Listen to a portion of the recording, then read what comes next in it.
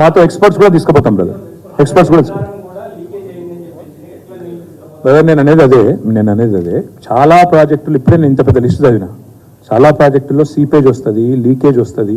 వచ్చినప్పుడు వాటిని ఎట్లా రిపేర్ చేయాలి, ఎట్లా మెయింటైన్ చేసుకోవాలి, యాన్యువల్ మెయింటెనెన్స్ ఉంటుంది, ఇవన్నీ చేసుకుంటూ పోవాలి. Government is a continuous institution, దానిలో ఎవరికి రెండో అభిప్రాయం లేదు కదా. మా గవర్నమెంట్ లేదు, 10 ఏళ్ళు మేము ఉన్నప్పుడు సమగ్రంగా మెయింటైన్ చేసినాము. తర్వాత ఎలక్షన్ పీరియడ్లో మేము ఆనాడు ఎలక్షన్ కమిషన్ ఆధీనంలో అన్ని వ్యవస్థలు ఉన్నప్పుడు ప్రమాదం జరిగింది. జరిగిన తర్వాత కొత్త గవర్నమెంట్ వచ్చింది. కొత్త గవర్నమెంట్ ఏం బాధ్యత తీసుకోవాలి? వెంటనే రిపేర్ చేయాలి, వెంటనే ఆలోచన చేయాలి, ఒకవైపు ఎంక్వైరీ జరిపించాలి, ముందుకు పోవాలి. ఇప్పుడు మేము ప్రభుత్వంలో ఉన్న నాడు ఒక పంప్ హౌస్లోకి నీళ్ళు వచ్చి మునిగింది, దాన్ని మళ్ళీ రిపేర్ చేసి పునరుద్ధరించి మళ్ళీ నడిపినాం కదా. శ్రీశైలం వాళ్ళు కట్టిన శ్రీశైలంలోని జన్కో ప్రాజెక్టులో కూడా నీళ్ళు వచ్చినాయి కదా, అక్కడ కూడా మేము రెస్టోర్ చేశాం కదా. మేమేం బద్నాం చేయలేదు కదా. శ్రీశైలం మీరు కట్టారు, ఇంజనీరింగ్ తప్పు కాబట్టి ఈ రోజు ఇట్లా అయింది. బద్నాం చేసే కార్యక్రమం తర్వాత చేద్దరు, మాకు ఇబ్బంది ఏం లేదు. కానీ ఈ రోజు నేను అనేది ఏమంటే, మీరు మొదలు చేయవలసిన పని చేయండి ప్రభుత్వంగా.